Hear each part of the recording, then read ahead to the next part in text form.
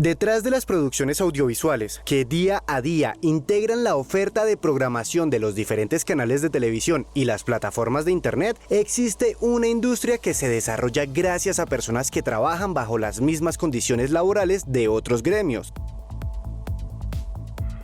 Necesitamos cada vez organizar más gente, que los trabajadores del sector, independiente de la rama y el oficio en el que estén, se afilien a los sindicatos. A través de la historia, los trabajadores no solo de esta industria, sino en general, han logrado ganar varias conquistas que han ido configurando un derecho laboral que incluye cosas como derecho al trabajo, derecho al salario mínimo, indemnización por despido, jornada de trabajo, descanso semanal y vacaciones anuales, seguridad social, estabilidad de los funcionarios públicos, derecho de sindicación, derecho de huelga y de cierre patronal, derecho a negociar colectivamente. Los despidos masivos en función estrictamente de los resultados económicos no contribuyen a formar sociedad. Ahora, teniendo en cuenta la crisis en el modelo de negocio del periodismo y las transformaciones de la industria audiovisual, ¿qué está pasando con las condiciones laborales de quienes trabajan en esta industria?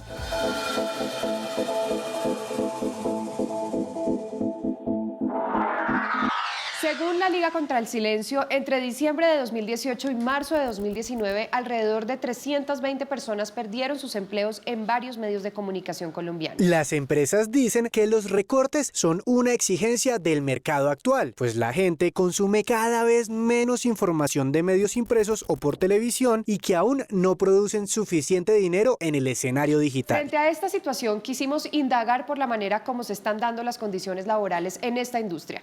Mi nombre es Camila Wills. Y yo soy Cristian Briceño. Y les damos la bienvenida a Toma el Control.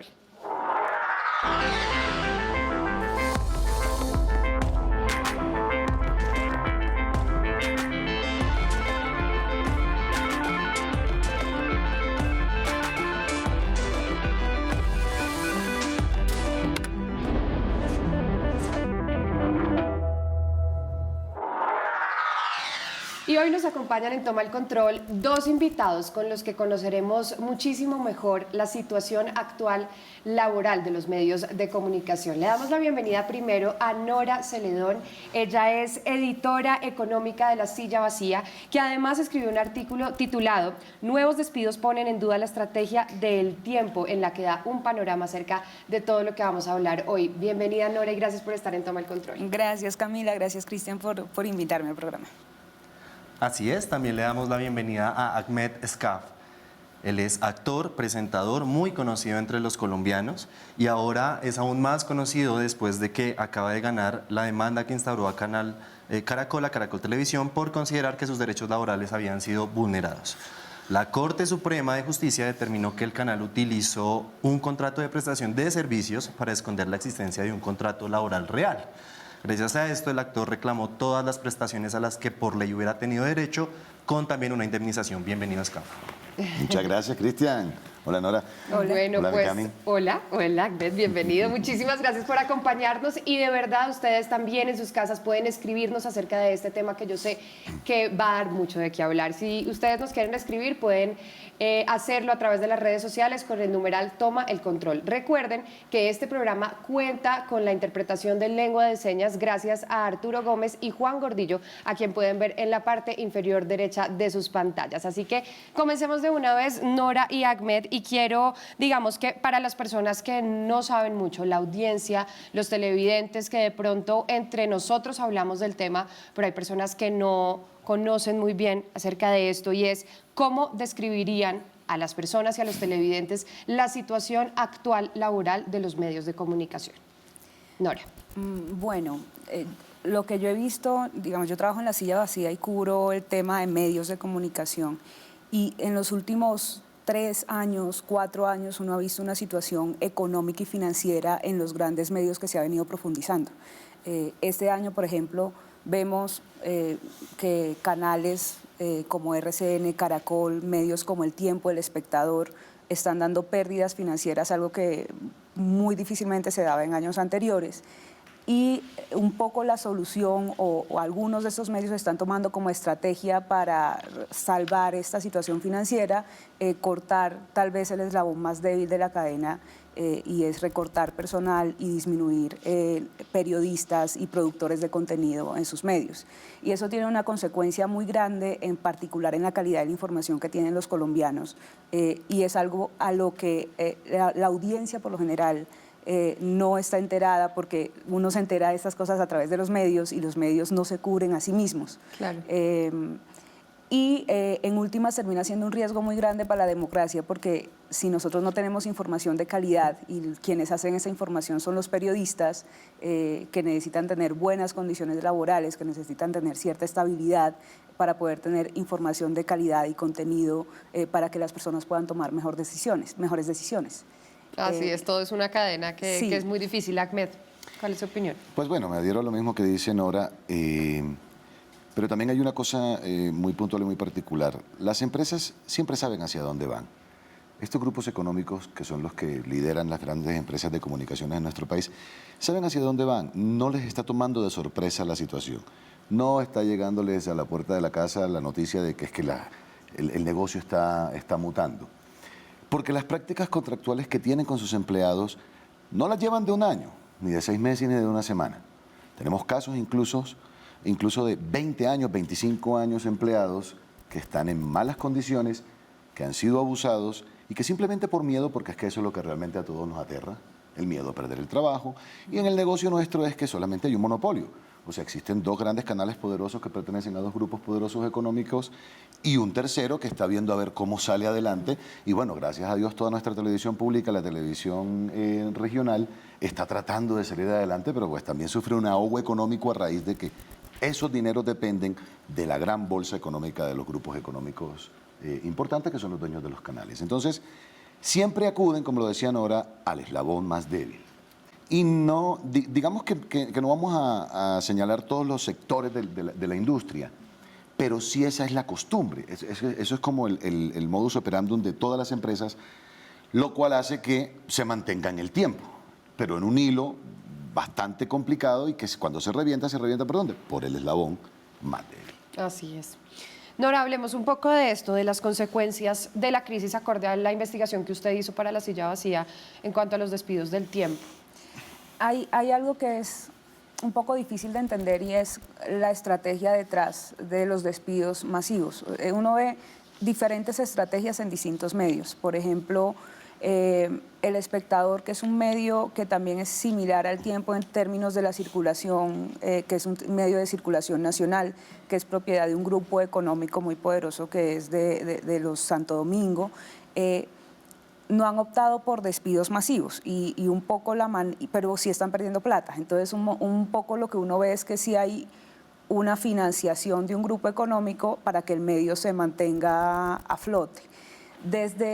En El Tiempo, que también es de un grupo económico como el de Luis Carlos Sarmiento, este medio, al contrario, lo que se está viendo es que están perdiendo plata, sí, pero la solución es recorte de personal y reducción de costos al mínimo. Entonces, hay algunas versiones que dicen que esa estrategia es precisamente para sanear la empresa al mínimo y poder venderla de una mejor manera a otro grupo económico.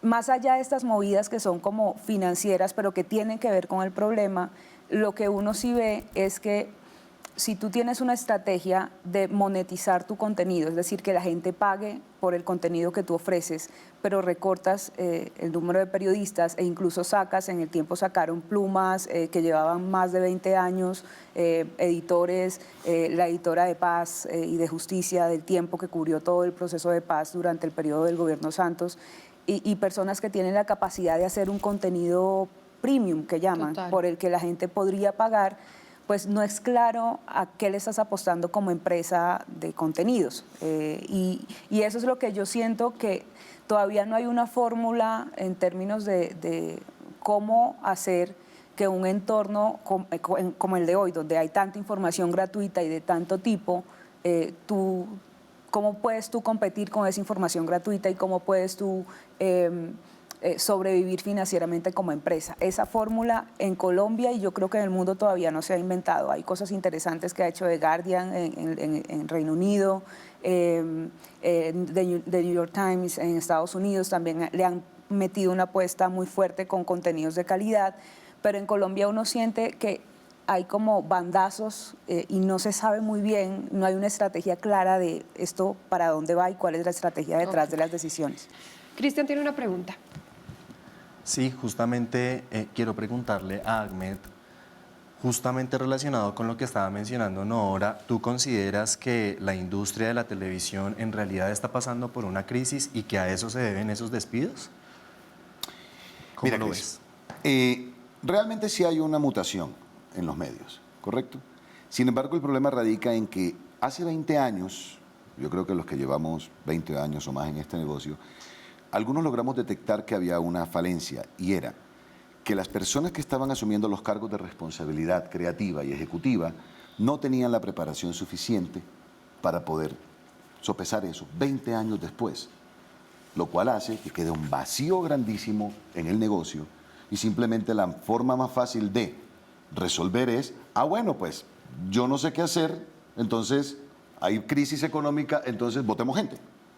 Pero esas personas siguen ahí agarradas porque en esos 20 años lograron escalar lo suficiente, ¿ves?, para mantenerse en esas posiciones, pero como curiosamente no se producen de esos ejecutivos, porque no se forman esos ejecutivos a diario que puedan ir haciendo un relevo generacional y también obviamente conceptual e intelectual del negocio, pues sencillamente tenemos gente que está sentada en esos lugares agarrados de la lámpara, bien agarrados para que yo no me caiga, pero que lo demás se desbarate y no importa. ¿Qué le queda a las empresas? Decir, pues bueno, esto es lo que hay. Nos tocó solucionar de esta manera. Por eso, muchas de las empresas, de los dueños de estas empresas y de estos grupos económicos, que además no debería ser así, que un grupo económico sea, porque es un monopolio, además conveniente, muy, muy conveniente, están pagando en este momento los resultados de esos vacíos en esas cadenas ejecutivas. ¿Correcto? Aquí uno no puede llegar a encontrar un ejecutivo en un canal de televisión formado para el cargo en el que está. Es muy difícil que eso sea así. Aquí tú encuentras a un productor que llega a ser productor en el segundo o el tercer renglón, pero su jefe estudió otra cosa totalmente diferente. Así es. ¿Ves? Y lo acusa a él De de no hacer que bien él las es el cosas. responsable. Total. ¿Ves? Entonces, eso se está pagando ahora. La industria en Colombia está pagando eso, porque en otros países están preparándose para la migración y la mutación hacia el mundo digital, hacia las plataformas, y no están teniendo estas crisis. Así es, así es. Pues nosotros vamos a hacer una pequeña pausa y ustedes en sus casas recuerden que nos pueden escribir en las redes sociales con el numeral Toma el Control. Ya volvemos. Los medios de comunicación tradicionales en el mundo atraviesan por un cambio en las audiencias, en sus clientes y en sus ingresos con el que pocos han logrado lidiar. Esto ha hecho que los medios tomen una serie de decisiones que han transformado las condiciones en las que se trabaja para esta industria. Estos son algunos de los cambios. Actualmente, el modelo de prestación de servicios se ha convertido en una de las principales maneras de contratar en los medios y se refiere a obras contratadas a un precio determinado en un plazo específico. Al ser una relación de naturaleza civil y no estar regulado por las normas laborales, no hay pago de prestaciones sociales ni de vacaciones. Y el contratista tiene que costear el sistema general de la seguridad social en salud y pensiones. No existe una subordinación laboral, de lo contrario, se convierte en un contrato laboral real que puede llevar a una condena al empleador, cosa que ya ha pasado. Otra forma de reducir costos han sido los despidos masivos. Esta crisis ya ha cobrado más de 700 empleos en los últimos años, tal como contó La Silla Vacía. La razón para estos recortes se debe a que medios como RCN y El Tiempo multiplicaron por 4 sus pérdidas en el último año, afectando directamente las salas de redacción, ya que hay que hacer el mismo contenido con menos personas, lo que incrementa la carga laboral y afecta la calidad de lo que se produce. Por último, el caso más extremo es el cierre de un medio de comunicación. Nunca es bueno que esto suceda, Y, en un país que se caracteriza por la poca diversidad informativa, no son una pérdida menor. El reciente cierre de operaciones de Vice Colombia, la salida del aire del canal El Tiempo o el reciente cierre de Noticias 1 significan una pérdida para todas las audiencias.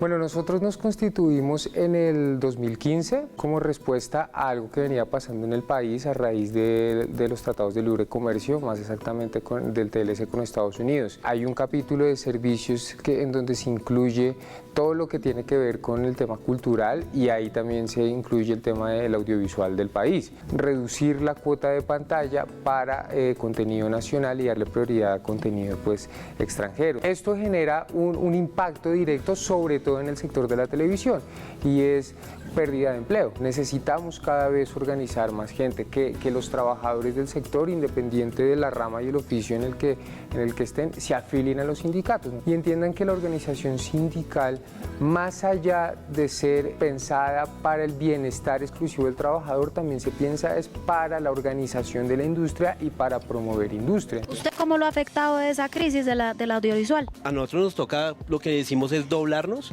para poder tener más o menos un ingreso, pues como para poder mantener una familia, y nos toca estar 16 horas. Casi que la política para el sector se ha pensado más para adecuar el país a una producción internacional que hoy no está funcionando como se esperaba porque se ha reducido un montón y hemos descuidado un poco la producción local. Si nosotros nos comparamos, digamos, con Argentina, mientras aquí hacemos 41 películas al año, menos de un estreno a la semana, en Argentina se hacen 238, son 4 estrenos por semana. Eso detrás, pues evidentemente genera una cadena de producción que estimula el empleo y la generación de trabajo. Hay una apuesta ahí también por sostener la industria local.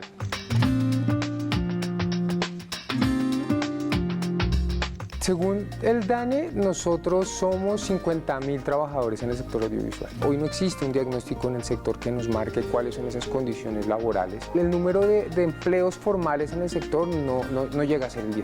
Abunda la contratación verbal, la contratación por órdenes de prestación de servicios, y eso es en todos los sectores, o sea cine, sea televisión, sea publicidad. El empleador, indistintamente que tu proyecto sea de un día, tiene que sí o sí reconocerte tus vacaciones, tus prestaciones, tu salud, porque la legislación está adecuada para eso. Hay distintas problemáticas dependiendo del sector, pero hay un factor común y es que la inestabilidad pues abunda y es una realidad. Nosotros no somos contratados de planta, sino por prestación de servicios y se nos dificulta más, nos toca trabajar aquí y allá. Necesitamos defender los medios nacionales, promover y proteger los medios nacionales, independiente de quienes sean los dueños, porque finalmente, grandes o pequeños, esos medios nacionales no tienen cómo competir frente a estos grandes conglomerados mundiales. Tienen dos opciones: o cierran, como ya ha pasado, o son absorbidos. Entonces necesitamos una ley de medios que también nos represente a toda la diversidad que es nacional, y para eso necesitamos a todos los sectores, inclusive organizando a la sociedad civil. Si nosotros no tenemos medios y si el espectro radioeléctrico, como lo plantea la LITIC, se le está entregando a estos grandes conglomerados, pues estamos entregando parte de nuestra soberanía. ¿Cómo hacemos que haya una política pública y que el Estado legisle en favor del Estado?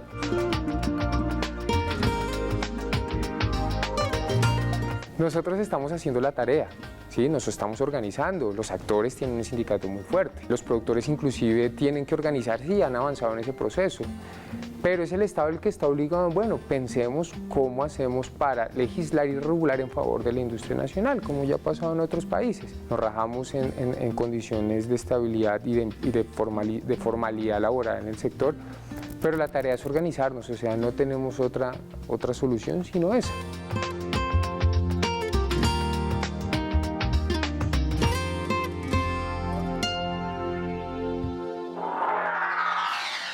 Continuamos en Toma el Control hablando de las condiciones laborales en los medios de comunicación. Nora, hablemos un poco de las consecuencias y de las condiciones laborales de los periodistas, ya como tal, después de ver pues todos estos despidos, todas estas condiciones laborales que tienen, no sé, los cambios de clientes, de estrategias en cada uno de los medios. ¿en qué afecta realmente y qué ha cambiado realmente con las condiciones de los periodistas? Digamos, los dos casos que yo he cubierto de cerca, que son RCN, el del canal RCN y el de El Tiempo, uno sí ve que hay casi que un problema nervioso en las salas de redacción. Pánico. Un pánico, exacto. Entonces, el caso del Tiempo fue bastante dramático porque a principios de año hubo un recorte, luego en mediados de mayo hubo otro y en junio hubo otro. Y aunque les dijeron ya que este año no iba a haber más recortes, la sensación de... el miedo de que en cualquier momento me pueden sacar es un factor que afecta la calidad periodística. Pero además son periodistas que están haciendo el mismo trabajo una persona que antes hacían 3. Entonces están sobrecargados. La palabra más usada es estamos reventados.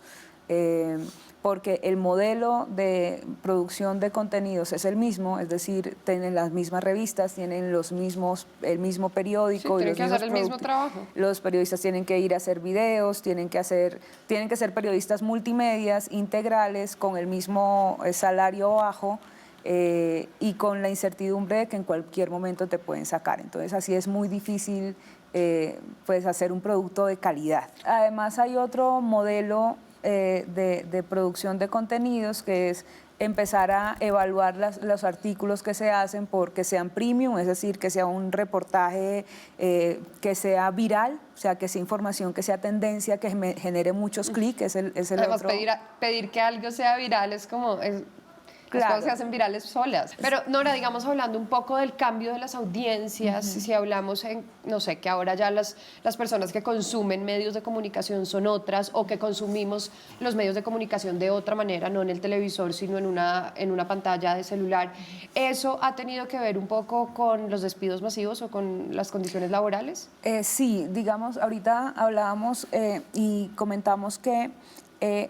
la transición de lo análogo a lo digital, si se quiere, en todos los medios de comunicación, tanto en televisión, digamos, televisión tiene la competencia hoy de Netflix y de todas las plataformas digitales, radio tiene las competencias de los podcasts, de Spotify, de todos estos contenidos sobre demanda, y la prensa ni se diga, o sea, la prensa escrita compite hoy con Twitter, con Facebook, con miles de portales de información gratuita, y eso ha hecho que la principal fuente de financiamiento de los medios de comunicación tradicional, que era la pauta, se divida entre más actores. Y es un problema que hoy en día, era lo que decía antes, que los medios tradicionales no han encontrado como el reemplazo a este modelo de negocio. Y sobre todo porque si bien han fortalecido sus medios digitales, digamos, El Tiempo es una de las páginas más leídas del país, compite con Facebook. Buena parte de la información de la publicidad se va a través de Facebook y de Google. Y de ahí ya se van para el resto de páginas. Exactamente. Y encontrar una solución a esto no es fácil. O sea, eso es claro. Las empresas están en un aprieto por esto. Pero de encontrarle una respuesta y digamos, lo que nosotros desde La Silla Vacía vemos como medio es que parte de encontrarle una solución financiera al tema es producir contenido de calidad. Porque la gente, las audiencias logran identificar que es una información de calidad, un contenido por el que yo como audiencia estoy dispuesta a pagar o a apoyar de alguna manera, y que es información basura. O sea, la gente no es tonta. Y si los medios tradicionales terminan apostándole a información basura, pues la audiencia no les va a responder a esos medios. Bueno, ahorita ya vamos a seguir como hablando de casos particulares, pero quiero hablar específicamente del caso de Ahmed y queremos conocer, digamos, más a fondo y lo que usted nos quiera contar de su situación con Caracol Televisión. ¿En qué momento pasa un contrato de prestación de servicios a ser un contrato real? Hablemos un poco de su caso y de este tipo de contratos. Bueno, lo primero es que hay departamentos jurídicos en estas empresas que realmente no sé en qué están ubicados. El contrato de prestación de servicios opera de la manera, como bien lo dice el contrato, prestas un servicio, pero este servicio tiene un tiempo, tiene un límite, tiene unas funciones y unas obligaciones hasta un punto. Luego ese es el contrato que se conoce digámoslo así, en el pasado, como el contrato de periodo de prueba. Imagínese. Entonces, este contrato de periodo de prueba es, a los 20 años que tú sigues teniendo un contrato de esto, ¿todavía estás a prueba? No. La ley dice que el contrato de prestación de servicios, al momento en el que ya tú tienes comprobado el servicio de la persona, que son 3 meses o 6 meses máximo, tú ya sabes si te vas a quedar con ese empleado para ese oficio, para ese trabajo realmente, ¿eh? Porque lo digo oficio porque nosotros estamos en esa categoría, siendo que luchamos porque es que somos profesionales. O sea, el principio de igualdad no puede estar basado en que tú tengas un título y yo no. Si tú eres ingeniera y yo soy actor y los dos manejamos un camión con las mismas características, somos empleados de esa empresa y hacemos la misma función. Pero bueno, para el tema de las OPS, el contrato inmediatamente, o te sientas con tu empleado y dices, bueno señora, ahora usted va a pasar con la figura legal que el departamento jurídico debe suscribir a un contrato nominal, un contrato indefinido, o por el periodo de tiempo que se quiera establecer el contrato. Total. Pero ¿qué pasa? Como acuden al tema del miedo, porque es que el problema en este país es que las puñaladas siempre van al estómago. ¿A dónde te duele? A la comida. Correcto, entonces te dicen, ¿te quieres quedar sin trabajo? No. Entonces sigues como estás. Yo estuve 6 años con esta figura contractual. Al cabo de 6 años, les digo, señores, esto está mal, no quiero continuar así, porque el principio de igualdad, por ejemplo, cuando yo llegué, Catalina tenía un contrato por nómina. Cuando yo llego, soy contratado por OPS. Pero al cabo de 3 años, Catalina quedó embarazada, tuvo su licencia de embarazo, regresó de la licencia y nos faltaba una presentadora, ¿ves? Porque ya se había ido María C. Entonces fue cuando llegó Mónica. Nos dijeron, ¿y qué tal te fue con Mónica, Ahmed? Porque yo me había quedado solo con Mónica. Muy bien, chévere, no sé qué, no sé cuánto. Entra Mónica. Nómina. Tú dices, bueno, que yo soy el hijo de menos madre aquí, ¿o qué? Si es que el que viene en turno soy yo, llevo bastante ratico esperando. Entonces, la gente le tiene mucho miedo a veces al tema del contrato nominal por las obligaciones y las responsabilidades. Pero ¿qué va con el OPS? Te piden el triple. Total. El triple de exigencia. Ahí, cuando llega el 6º año, que me manda nuevamente el otro sí, y dije, no señores, no firmo esto.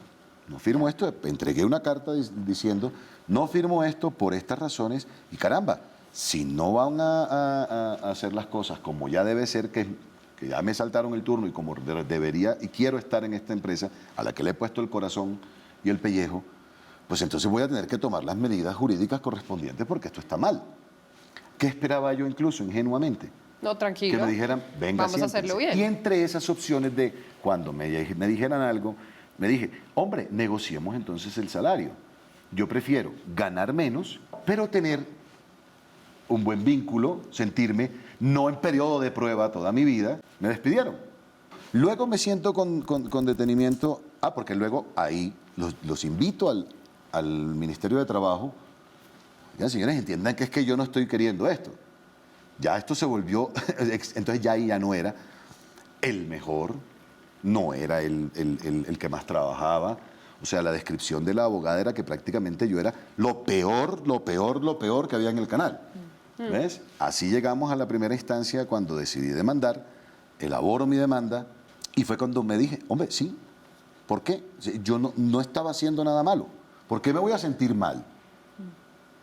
¿Por qué me voy a sentir mal por reclamar mis derechos? Pues no, voy a reclamar mis derechos porque es que no hubo un solo día que hiciera mal mi trabajo. Total. Me fui a instaurar mi demanda. Ganamos en la primera instancia con una cosa muy particular, la mala fe, que no se la dan a nadie en la primera instancia. Segunda instancia, la mala fe. Tercera, que es la corte, porque ellos casaron, casamos nosotros, la corte dice, no casa, se queda así, sale una sentencia de jurisprudencia y es la primera vez en la historia de los 200 y pico de años que llevamos de republiqueta aquí en este país, que se sanciona a una empresa por la mala fe.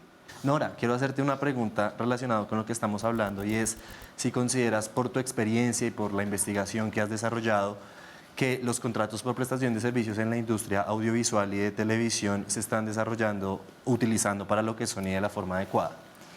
Bueno, en realidad yo no tengo muy claro cómo son los contratos en televisión. Digamos, cada empresa tiene maneras distintas de contratar. Lo que sí sé es lo que les decía al principio, y es que a la hora de que haya una crisis financiera suelen desmejorarse en ocasiones las condiciones laborales a los trabajadores de base, y en el caso de los canales de televisión, a los periodistas. Digamos, lo que uno siente es que eso termina, en últimas, el medio termina clavándose una puñalada a sí mismo, porque disminuye la calidad de su principal producto, que es el contenido, que es lo que tiene para ofrecer a sus audiencias. Así es. De eso quiero que hablemos ahorita que lleguemos de la pausa, precisamente de la calidad, pero ustedes en sus casas recuerden que nos pueden seguir escribiendo con el numeral Toma el Control en las redes sociales, y recuerden que al final del programa Cristian nos va a enseñar una nueva expresión en lengua de señas. Ya volvemos.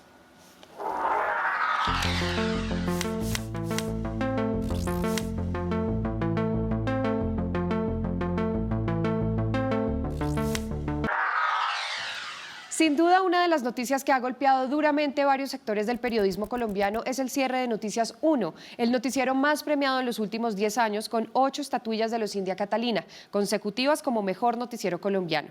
El pasado 1 de septiembre, la empresa socia mayoritaria Hemisphere Media Group anunció que decidió no invertir más en la producción del noticiero y que su última emisión será en el mes de diciembre. El informativo no irá más en el año 2020. Jorge Acosta, gerente de NTC, aseguró que buscarán otra plataforma para dar continuidad con el noticiero y seguir ejerciendo el periodismo de investigación.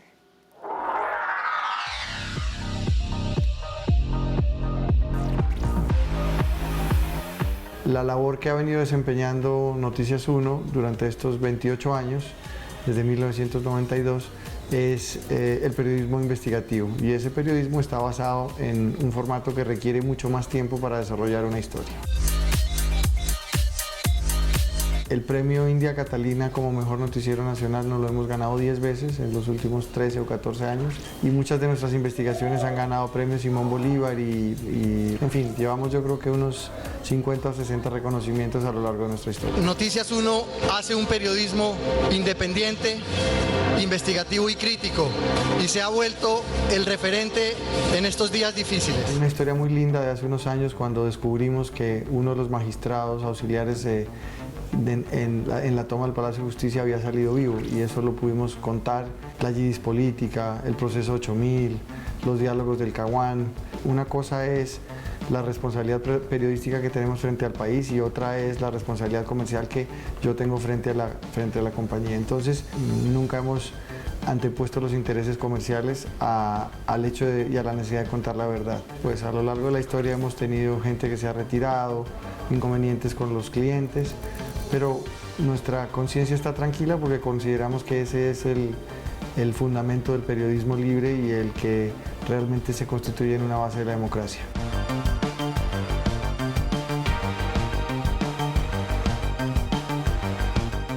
Nuestros socios en el canal han decidido concentrar sus esfuerzos en otro tipo de contenidos el fin de semana, y a su criterio han decidido no tener noticias los fines de semana. La mayor cantidad de recursos está concentrada, de recursos publicitarios está concentrada de lunes a viernes.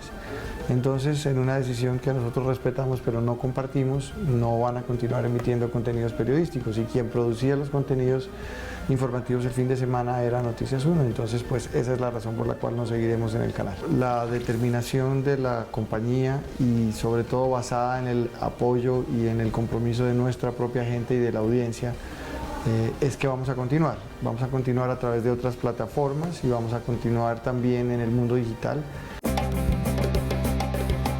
Convencido como ciudadano que el periodismo libre es la base de la democracia, siento que esos despidos están afectando nuestra estabilidad democrática, y sobre todo en una coyuntura tan frágil como la que estamos viviendo. Hay que humanizar las decisiones laborales en todos los sectores de la economía, pero en este particularmente porque nosotros hacemos una labor que es un servicio público al informar de los hechos y los acontecimientos a los ciudadanos.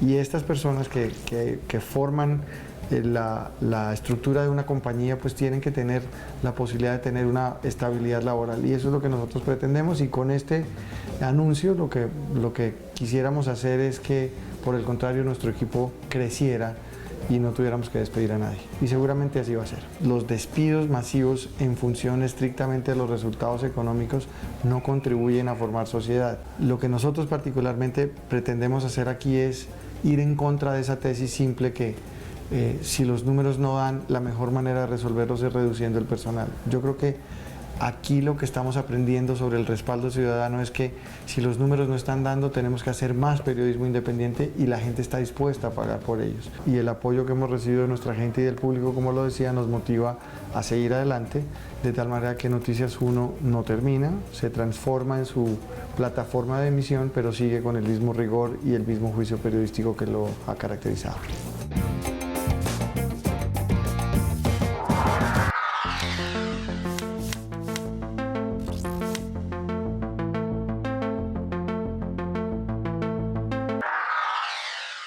Yo considero que en Colombia no se respetan los derechos laborales. Se supone que hay una reglamentación en donde se dice que sí, que se deben respetar, que se deben seguir ciertos parámetros, pero pues la realidad de muchos colombianos es que no se van a respetar. El problema en Colombia tiene mucho que ver con la informalidad en la medida de que pues hay muchos empleadores que no cumplen con los requisitos legales para contratar a un trabajador. El ejemplo más claro es la prestación de servicios. No casi todas las empresas toman la prestación de servicio como se debe y como está estipulado en la ley. Es que hoy en día eso es como para decirte a ti, mira, te contratamos por cierto tiempo, tienes ciertas cosas y de un momento a otro te dicen, bueno, muchísimas gracias, la verdad no nos sirve, la verdad te evitan pagar muchos impuestos, evitan pagar muchas prestaciones a las personas, entonces realmente esos tipos de modelos a mí me parece pues, que no son muy opcionales para el empleo en el país. Pero es que se entiende que es muy costoso, es decir, ser empresario en Colombia es difícil porque hay que pagar muchos aportes, ¿no? En ese momento estoy contratado, tengo un contrato a término indefinido. Pero pues digamos que sí he tenido la experiencia de contratos por prestación de servicio, los cuales pues digamos se han incumplido por parte de la empresa, digamos que me los han incumplido. Pues en ese momento no estoy laborando, pero imagínate tú, un joven hoy en día en Colombia es como muy difícil que a ti te contraten, que te den prestaciones de servicio que realmente deberías tener. Entonces considero yo que en mi posición a los 20 años que yo tengo pues es como muy complicado conseguir un trabajo estable. Las falencias que hay no vienen de parte del gobierno, sino del sistema en sí mismo, ¿sí? Pero creo que se está haciendo todo lo posible para que haya pues, justicia social, ¿no? Continuamos en Toma el Control hablando de las condiciones laborales en los medios de comunicación y quiero hacerle una pregunta a Nora y es acerca de un modelo que nos estaba hablando que usan en el tiempo o que usaban en el tiempo para medir las publicaciones en tiempo real. Hablemos un poco de ese modelo, de lo que usted nos estaba hablando en bloques anteriores y no sé si afecte la situación que están viviendo los medios en su afán de, como decía Ahmed, que están mutando a la era digital. No sé si afecte en este sentido esto. Bueno, sí, la idea era, hasta donde encontré en la reportería, ir midiendo como la calidad del contenido que salía al aire en los medios del tiempo. Entonces los medios, se salía una historia a profundidad, un gran reportaje, tiene como una visibilidad en una pantalla que ubica en la mitad de la sala de redacción y ahí van mirando qué contenido es viral, quién lo escribió, cuántas vistas tuvo, como irse midiendo minuto a minuto por el clic y por el impacto de los artículos periodísticos, lo que en principio está bien. Solo que también genera como una presión interna que puede ser interesante en el sentido de que un periodista se puede sentir como más motivado a hacer más reportajes de profundidad si se ve como en esta pantalla, pero también puede verse motivado a publicar muchos contenidos virales que no necesariamente le aportan a la discusión pública para verse también de la misma manera reflejado ahí. Yo siento que de todas formas la manera de evaluar esta información periodística es muy difícil, porque tú como sabes, digamos, con base en qué tú defines qué información periodística es valiosa o no. No sé, información que te causa mucha indignación como ciudadano, pero que de repente no es relevante para lo público y terminas midiéndote por eso. En últimas, el contenido que uno ve en los medios de comunicación es el reflejo de los periodistas que están ahí. Y cuando tú prescindes de periodistas con mayor experiencia, y yo no digo que deban ser todos periodistas súper experimentados o todos jóvenes recién salidos de la universidad, a mí lo que me parece es que el modelo que funciona es cuando hay de los dos y los jóvenes pueden aprender de la gente con mayor experiencia y hacer una información de mayor calidad. Y eso es lo que enriquece las discusiones públicas. Cristian tiene una pregunta para todos también. Quiero preguntarles respecto a las experiencias de cada uno, ponernos como en el otro lugar, y es si en los medios los profesionales que hacen parte del medio, el gremio, respecto a esta crisis para hacerle frente, ¿se han unido lo suficiente o están trabajando unidos para hacer frente a estas situaciones? Yo he visto varias asociaciones de periodistas que hacen cosas interesantes, sobre todo por formar periodistas en temas especializados, pero cuando uno mira los temas laborales, uno no ve mucha unión en el gremio. Antes uno siente que como hay tantos periodistas y tan pocos puestos, la competencia es muy, muy fuerte. Y eso haría falta, o sea, tener agremiaciones e incluso sindicatos que en los medios, en las grandes empresas de comunicación, yo no tengo noticia de un sindicato de Caracol, de RCN, que sea lo suficientemente fuerte como para hacer demandas por los derechos laborales de los trabajadores. Y eso es un problema. Eso es un problema porque eso evita o hace que sean los periodistas mucho más vulnerables a esta crisis mediática, a esa crisis económica de los medios de comunicación, que, como decimos, la solución no está a la vuelta de la esquina y no está clara. Es muy triste saber que aquí no somos una sociedad unida, firme. Unidos los maestros, unidos sindicatos que llevan 60, 70 años y aún así les dan bate. Unidos los actores. Los actores que ahora incluso, bueno, ahí tengo algo también que decir para ACA. ACA ha estado haciendo una gran labor, pero ACA perdió una gran oportunidad de no haberse pegado a la demanda mía. ¿Por qué? Por no creer. Lo cual también demuestra eso que tú preguntas. ¿Dónde está la solidaridad? ACA al día de hoy no ha manifestado su solidaridad con el triunfo de mi demanda, por ejemplo. Okay. No lo ha hecho. Okay. Y eso que no hemos hablado mucho de periodistas, presentadores, actores, pero todos los equipos técnicos, camarógrafos, luminotécnicos, maquilladores. Que nosotros somos la punta de la lanza. Griten. Ahí están todos. Personas que trabajan en turnos de 12 horas. No solamente horas, la cara, 14 horas. No solamente la imagen, es todo lo que va detrás. Nosotros en unos segunditos vamos a seguir después de esta pausa hablando de este tema que nos encantaría hablar por muchísimo tiempo, pero bueno, el tiempo televisión precisamente. ¿Sabes qué trae un COPS? Ya venimos.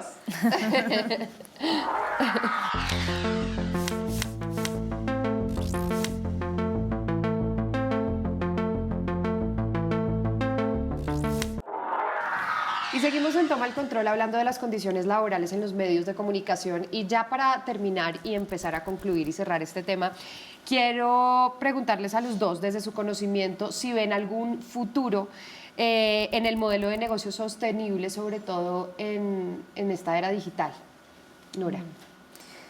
Pues yo sí veo que hay una oportunidad muy interesante y me parece que ese es un gran momento para hacer periodismo en el país, porque ya no tienes solamente la plataforma de medios tradicionales y grandes medios tradicionales, sino tienes una cantidad de medios pequeños que están apostándole a nuevos formatos, a nuevas narrativas, a cubrir nuevas cosas, a cubrir menos atados, con mayor independencia, y en parte La Silla Vacía es un ejemplo de eso. O sea, así como La Silla Vacía, hay otros portales donde hoy le están apostando como a producir contenidos pensados en las audiencias, donde el modelo de negocio no sea atado a un anunciante o a una persona que compre publicidad, sino a la persona que compre el contenido, que le interese el contenido, que se apropie del contenido.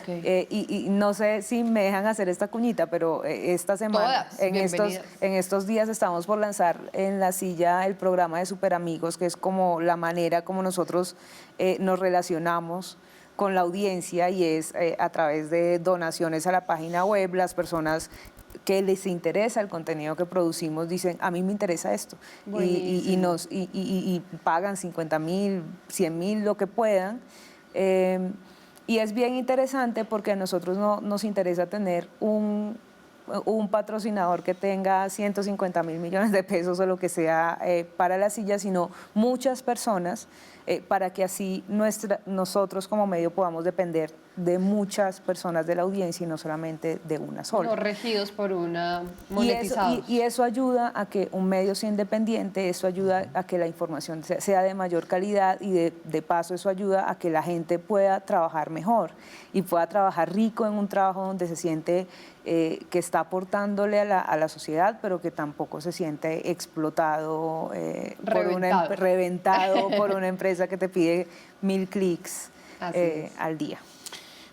Opino igual. El mundo digital es demasiado grande. Pienso que en estos momentos está realmente en su inicio, está degateando a caminar, porque hay tanto, que eso realmente pues a veces logra confundir y se te pierden las cosas interesantes o las que quieres tener a la mano en este mar de posibilidades. ¿Qué es lo difícil ahí cuando tú tienes que generar el contenido? Saber cuál es el objetivo. Si te quedas con un solo objetivo, no lo vas a lograr. Eso es lo que hace que esa ventana inmediatamente caiga. Pero hay que tener también jefes dispuestos a que sus periodistas, con sus mentes abiertas e intelectuales, porque es que esto no es solamente para gente que sea bonita o que sea graciosa. Este negocio, como yo lo veo, y el respeto que tiene el comunicar frente a una cámara, frente a cualquier medio, frente a un micrófono o frente a una pantalla, merece respeto.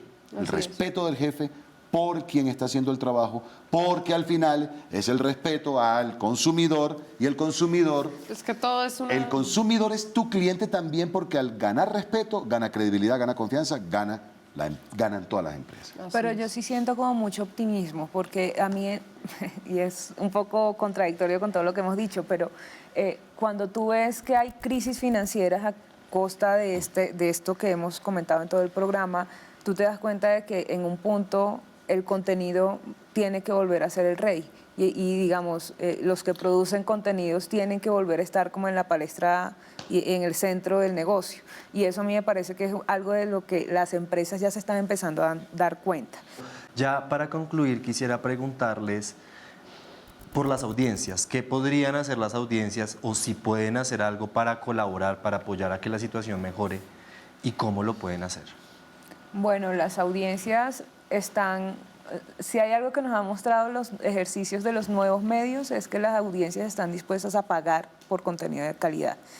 Lo que resulta a veces injusto porque entonces termina en un ciclo en el que solamente tiene información de calidad la gente que tiene la plata para pagar. Y entonces ahí todavía no es claro, pero algo muy puntual que pueden hacer las audiencias es verificar que la información que compartan en sus redes, la que consultan, tenga fuentes fiables, ¿sí? Que sea información que no sean noticias falsas. Y hay pistas... Y no solamente que sea de una buena fuente y que no sea falso, que sea actual, por favor, porque es que últimamente uno ve, oigan, miren lo que pasó, es como, ¿viste? Por favor, la fecha es una noticia de 2013. Así sea del tiempo del espectador, revisen las fechas porque comparten unas cosas de hace 10 años. Hace poco con el incendio de la Amazonía nosotros tenemos un detector de mentiras en la silla y encontramos unas imágenes del Amazonas que no eran de este año, de la no Torre eran del Eiffel Amazonas. Con la bandera de Colombia cuando ganó Egan. Exacto. Falso. Entonces eso no pasó. Eso ayuda a que la información que se difunde, a mejorar la calidad de información que tenemos en los ecosistemas digitales y también presiona un poco a los medios de comunicación a que sean más cuidadosos con la información que divulgan y eso aplica para todos, tanto los medios tradicionales como los medios alternativos que estamos viendo hoy en día. ¿Qué pueden hacer las audiencias? La responsabilidad de nosotros es educar. Si queremos que el negocio prospere, hay que educar muy bien a nuestros consumidores, con casos como el que acabamos de nombrar, de la noticia veraz. Se están cometiendo muchísimos errores también al estar involucrando en las empresas a jóvenes, porque todo el mundo tiene el derecho a hacer el proceso, pero no hay una cabeza que esté verificando qué clase de información están entregándole a los consumidores, lo cual debilita la buena imagen que puedes tener tú cuando te encuentras con cosas con fechas que no corresponden, con imágenes que no corresponden, porque no solamente el que consume y va y busca, no, el que publicó allá la foto de la Torre Eiffel vestida de la bandera de Colombia cuando llegan, pasó su vergüenza, puede que la haya quitado, como puede que la haya importado, pero no hay quien le haga esa réplica a ese consumidor. ¿Por qué? Porque el consumidor ve en el informador que la embarra lo mismo, igual o peor. Así es. Entonces, no estamos educando bien y hay que, los jefes sobre todo, tienen que estar verificando los procesos de sus equipos de trabajo, sobre todo los chiquitos que están llegando, que son los que están manejando el mundo digital, porque el jefe, un jefe de redacción o un jefe de una revista, de un noticiero, termina delegándole incluso al editor, que el editor se encargue de verificar todo esto, ¿no? Y resulta que se pasan una cantidad de cosas que luego no tienes cómo solucionarlas, porque es que a esos sí son los que se viralizan más rápido. Lo que tiene la embarrada es lo que se viraliza más rápido. Entonces luego aparecen las personas idóneas, los intelectuales, a hacer las correcciones, y ahí se crea una confusión también, porque además les faltan al respeto. He visto medios faltándole al respeto a intelectuales de este país cuando les están haciendo las correcciones indicadas, incluso de una coma o de una tilde. Entonces la responsabilidad de educar también va en lo que decíamos ahorita, esta imagen corresponde a la imagen real de tal fecha, porque no se están haciendo todo ese tipo de cosas. Entonces la gente simplemente consume a una velocidad bárbara, porque consumen a una velocidad bárbara, y se quedan con eso. Hay que llevarlos, hay que enseñarlos a que ahonden un poco más. Hay que decirles, si usted leyó la noticia de que se está incendiando la Amazonía, vamos a sentarnos. Ese ejercicio lo hacemos nosotros con nuestros hijos y lo seguimos haciendo. ¿Ves? Que puedan tener un criterio analítico realmente de las cosas de las que estén interesados, porque no tienes que... Así igual, es. por cultura general uno tiene que saber de todo, total, pero en lo que ser más te interesa, responsables. exacto, ser más responsable. La responsabilidad de todos los medios es educar, entregar una información de calidad. Ahí está el beneficio. Creo que debemos ser responsables nosotros como medio, y pues la audiencia también tiene que ser responsable y exigir un muy buen contenido. Pero les agradecemos de verdad por haber estado acá. Ahmed, felicitaciones y muchas gracias. Bienvenido siempre. No, gracias, muy y Nora, rico. gracias por venir a Toma el Control. No, a ustedes, muchas gracias. Gracias, Cristian. Gracias, Cris. Sin duda este tema tiene mucha más tela para cortar y seguirá generando mucha controversia. Y nosotros estaremos pendientes de contarles más casos y nuevos procesos que nos competen a todos. No olviden escribirnos a defensor@canal13.com.co y continúen opinando a través de nuestras redes sociales sobre este tema con el numeral Toma el Control. Los dejo con Cristian, que nos va a enseñar una nueva expresión en lengua de señas. Hasta pronto. Y el día de hoy vamos a aprender una nueva expresión en lengua de señas. Contrato laboral. Estoy con Camila y voy a enseñarle cómo hacerlo. ¿Cómo es? Contrato laboral. laboral. Muy bien. Otra vez, hagámoslo de nuevo. Contrato laboral. Muy bien, excelente. Gracias a ti. Y nos vemos la próxima semana en Toma el Control.